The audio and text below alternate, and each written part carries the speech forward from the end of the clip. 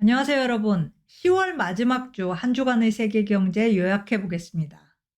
중국 경제부터 보겠습니다. 이번 주에 중국 경제가 회복하는 거 아니냐, 이런 조짐이 나타났어요. 공장 활동이 6개월 만에 상승했습니다. 올해 3월과 4월에 2개월 연속으로 상승했다가 그다음부터는 쭉 하락세였거든요. 그런데 목요일 발표된 구매관리자 지수가 9월 대비 오른 겁니다. 10월 구매관리자 지수 50.1이 나왔어요. 9월에 49.8이었어요. 그러니까 뭐 많이 오른 건 아닌데 그래도 일단 오른 거고요. 이코노미스트들의 10월 예상치 49.9보다도 아주 미세하지만 높았습니다. 비제조 PMI는 50.2 나왔어요. 이코노미스트 예상치가 50.3이었거든요. 이거보다는 약간 낮았죠. 그렇지만 9월의 50보다는 높았습니다. 그러면 이 상승의 원인이 뭐냐? 중국 정부의 경기 부양 정책 덕분이다. 이런 얘기가 나오고 있어요. 이 부양 정책이 10월에 대대적인 정책 발표됐지만 금리 인하 이런 거는 9월부터 계속 발표됐거든요. 그래서 이런 1년의 부양 정책이 효과를 내기 시작했다. 아직 추정이지만 그런 얘기가 나오고 있습니다. 자, 중국 경제는 지금 성장하느냐 아니면 후퇴하느냐의 기로에 서 있어요. 그러니까 지금이 굉장히 중요한 시점이라는 거죠. 그동안 중국 경제를 견인해 온 게 수출입니다. 그런데 이 수출의 악화가 예상되고 있어요. 10월 수출 신규 주문 활동 47.3이 나왔는데 8개월 내에 최저입니다. 여기에다가 트럼프가 당선되면 관세 올릴 테니까 또 타격을 받겠죠. 자, 이 수출 침체를 국내 수요를 부양함으로써 만회할 필요가 있어요. 중국 3분기 성장률 4.6% 나왔습니다. 올해 정부가 생각하고 있는 목표 5%예요. 그러니까 이번 분기가 굉장히 중요한 거죠. 자, 경제 부양을 위해서 중국 정부는 통화 정책 그리고 재정 정책 동시에 진행할 생각이에요. 통화 정책은 아무래도 지금 중국 금리가 이미 낮기 때문에 한계가 있습니다. 그래서 재정 정책의 효과가 더 클 걸로 보고 있어요. 중국 경제 전문가들은 향후 3년간 중국 정부가 10조 위안을 써야 된다. 1.4조 달러입니다. 그만큼 쓸 것이냐, 그리고 어떻게 쓸 것이냐. 구체적인 얘기가 다음 주에 있을 전인대 전국인민대표회의에서 제시가 될 거예요. 상임위가 제시를 하겠죠. 자, 중국뿐만 아니에요. 유럽에서도 약간 좋은 지표가 나왔습니다. 이 지표 덕분에 유럽도 다시 성장하는 거 아니냐는 얘기가 나오고 있어요. 자, 3분기 유로존 경제 0.4% 성장했습니다. 이코노미스트 전망이 0.2%였는데 2배로 나온 겁니다. 올 1분기에 유로존 0.3% 성장했고 2분기에는 0.2% 성장했습니다. 그러니까 3분기는 나아진 건데 그렇다면 유럽에서의 원인은 또 뭐냐? 유럽중앙은행 ECB가 6월부터 금리 인하 시작했잖아요. 그러고 벌써 3번이나 했습니다. 이 금리 인하 효과가 슬슬 나타나고 있는 거다. 이런 주장이 있습니다. 근데 반대 주장도 있어요. 아니다. 올림픽 같은 일회성 효과 덕분이다. 금리 인하 효과 나타나기에는 아직 이르다. 이런 얘기예요. 독일의 3분기 깜짝 성장도 한몫했습니다. 독일 3분기 성장 마이너스 0.2% 역성장할 걸로 예상을 했는데 실제로는 0.2% 성장을 했어요. 2분기에는 마이너스 0.3%, 2분기에 비해서 꽤 반등한 거죠. 독일 덕분에 유로존 전체 성장률이 올랐다. 이렇게 볼 수 있는데 그럼에도 불구하고 유로존 4분기 그리고 내년 1분기 전망이 그렇게 좋지 않습니다. 약세가 예상돼요. 이 유로존 경제의 그림자를 들이우는 요인이 사실 독일입니다. 요즘 독일을 유럽의 환자라고 부르죠. 자, 이쪽 차트가 독일 GDP, 이쪽이 유로존 전체 GDP입니다. 2019년을 100으로 봤을 때 유로존은 성장을 좀 했어요. 그런데 독일만 띄워놓고 보면 여기가 100입니다. 전혀 성장을 못하고 있어요. 그리고 당분간 계속 정체 예상된다. 이건데요. 자, 독일 2023년에 0.1% 성장했고요. 올해는 3분기 플러스 성장했지만 올 전체로 보면 0.2% 역성장할 걸로 전망되고요. 내년 성장률 0% 전망됩니다. 이번 주에 독일 상공회의소가 내놓은 전망이에요. 독일 경제가 맥을 못 추고 있는 원인 여러 가지 있습니다. 독일은 선진국 중에서 대표적인 수출 중심 경제예요. 그런데 지정학적 긴장 때문에 힘을 못 쓰는 거죠. 그리고 제조업 비중 좀 줄였는데 늘어난 서비스업의 부가가치가 높지 않습니다. 그래서 성장이 어려워요. 독일의 대표적 산업, 자동차 산업은 후퇴하고 있습니다. 특히 전기차에서는 중국한테 완전히 졌다. 이런 얘기가 나오고 있어요. 자, 전체적으로 독일은 그동안 무역 파트너를 이용해서 경제 성장을 했는데 중국이나 러시아 같은 나라죠. 그러면서 내부 개혁은 전혀 안 했다. 이제 파트너 관계가 흔들리니까 내부 문제가 골마 터진 거다. 어쨌든 독일이 방향을 못 잡고 있는 한 유럽은 암울해요. 독일 경제가 유로존에서 차지하는 비중이 30% 정도 됩니다. 이렇게 비중이 큰데 앞에서 끌기는커녕 뒷다리를 잡는 형국이 되니까 완전히 물귀신 같은 거죠. 그래서 독일 경제가 살아나지 않는 한 유럽의 경제 회복 조짐은 약간 신기루일 수 있다. 이런 우려가 있습니다. 자, 미국 얘기로 가보면요. 이번 주 미국 고용지표 참혹하게 나왔습니다. 그런데 이것도 놀라운데 시장 반응이 굉장히 덤덤했어요. 아니, 최근에는 물가지표보다 고용지표가 더 중요해졌는데 고용지표 완전히 망한 숫자 나왔는데 어떻게 시장은 그대로지? 이 얘기를 해보면요. 자, 이번 주 금요일에 발표된 고용지표 10월 일자리 순증이 12,000개 나왔습니다. 자, 차트 보면 여기입니다. 9월이 여기고요. 10월은 거의 보이지 않을 정도입니다. 코로나 봉쇄기였던 2020년 말 이래 가장 작은 수치 나왔습니다. 9월 일자리 순증이 25만 4천 개였어요. 이 숫자와는 비교도 안 되고 이코노미스트들의 10월 예상치 10만 개와도 비교가 안 되죠. 자, 왜 이런 믿기 어려운 수치가 나왔냐? 일단 답은 허리케인과 파업 때문이라고 합니다. 아니, 그렇다면 이코노미스트들은 허리케인과 파업을 고려 안 했냐? 당연히 고려했죠. 그래서 10월 지표 발표 전에 일자리 순증 폭은 낮을 거다. 이런 예상이 있었고, 그래서 예상치로 10만 개를 내놓은 거예요.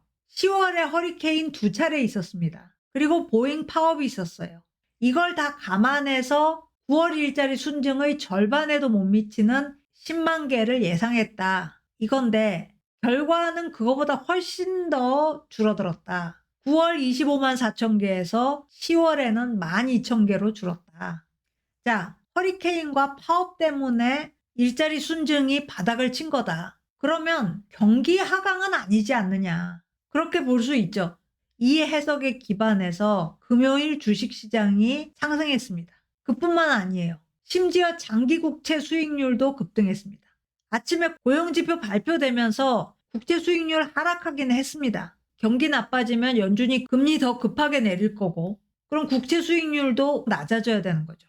그런데 채권 트레이더들도 보니까 경기 때문이 아니구나. 경제 외적인 허리케인 그리고 일회성 파업 때문이구나. 여기에 동의하게 되면서 다시 수익률이 올랐습니다. 자, 참혹한 고용지표 나왔지만 인플레는 지속적으로 둔화하고 있고 소비 지출은 여전히 견조한 모습 보이고 있어요. 고용지표 나오기 하루 전 목요일에 9월 개인 소비 지출 PCE 물가지수가 나왔어요. 작년 9월 대비 2.1% 상승했습니다. 목표 인플레가 2%잖아요. 그러니까 굉장히 많이 근접한 거죠. 그리고 8월의 2.3%보다도 둔화했습니다. 자, 연준 의장이 이걸 예언했어요. 9월에 금리 인하하면서 금리를 내리지만 물가는 계속 둔화할 거다. 왜? 아직도 금리가 너무 높기 때문에. 금리를 내려도 내린 금리가 경기를 제약하는 수준이기 때문에. 그렇기 때문에 물가는 계속 내릴 거다.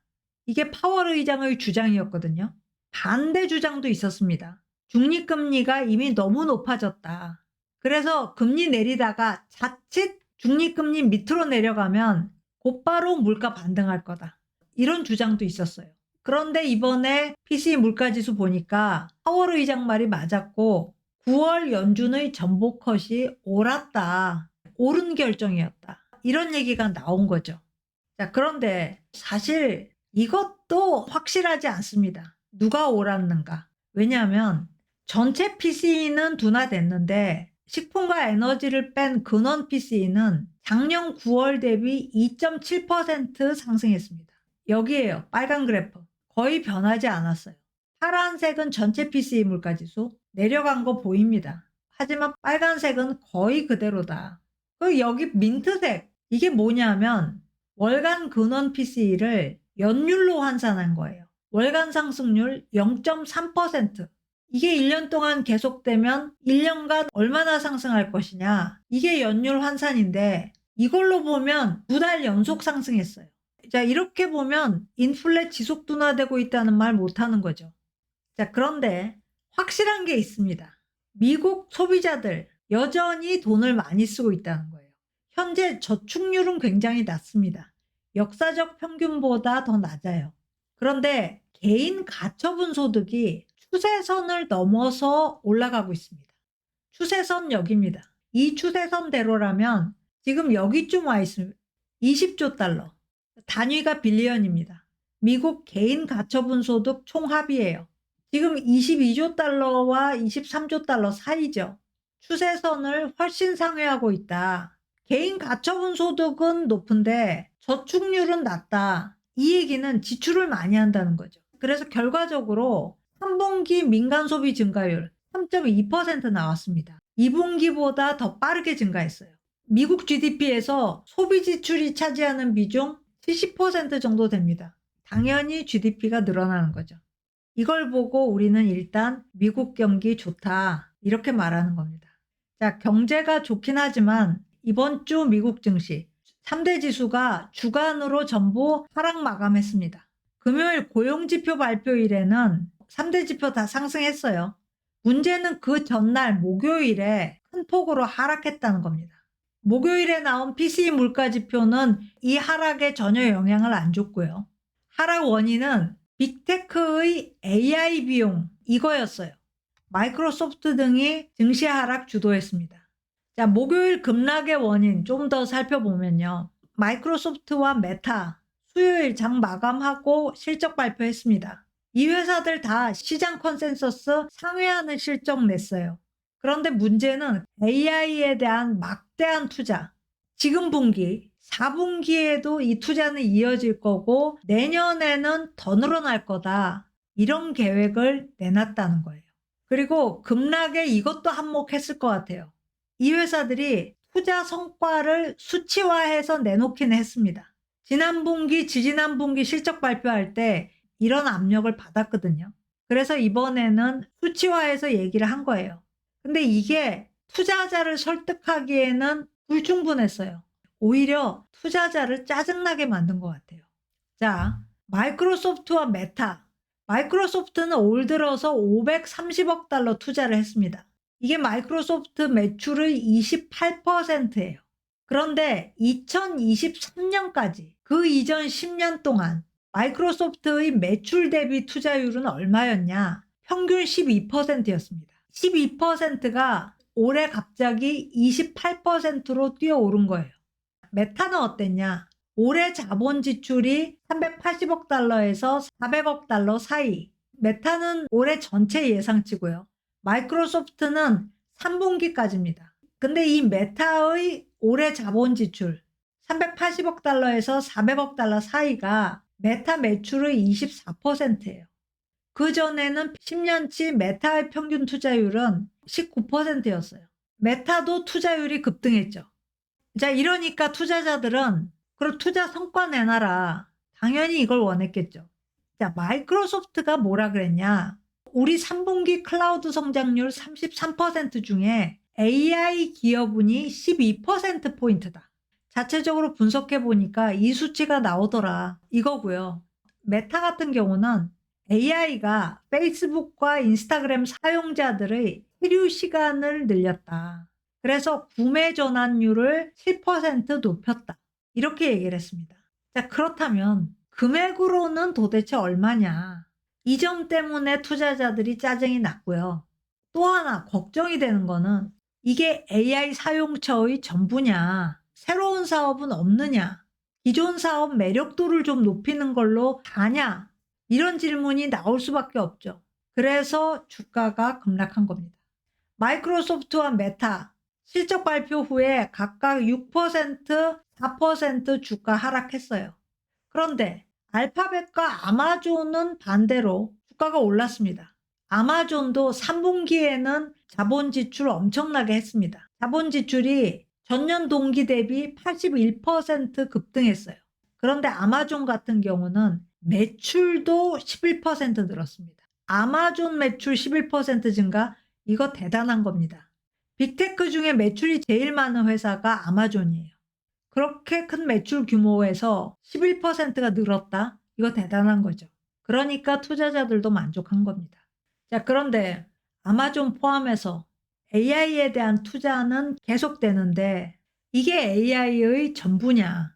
아직 빅테크도 대답을 모르니까 투자자들은 더 답답하겠죠.